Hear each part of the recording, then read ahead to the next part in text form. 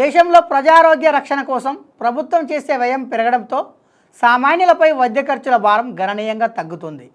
National health accounts 2022-23 నివేదిక ప్రకారం జీడీపీలో ప్రభుత్వ వైద్య వ్యయం 2013-14లో 1.15% ఉండగా 2022-23 నాటికి అది 1.48% పెరిగింది. ఫలితంగా ప్రజలు సొంతంగా చేసే వైద్య ఖర్చు 64.2% నుండి 43.4% తగ్గింది.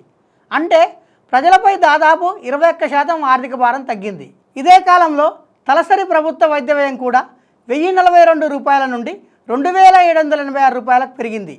అలాగే ప్రాథమిక ఆరోగ్య సంరక్షణపై ప్రభుత్వ వ్యయం 2013-14లోని 0.5 లక్షల కోట్ల నుండి 2022-23 నాటికి 1.4 లక్షల కోట్ల రూపాయలకు చేరింది.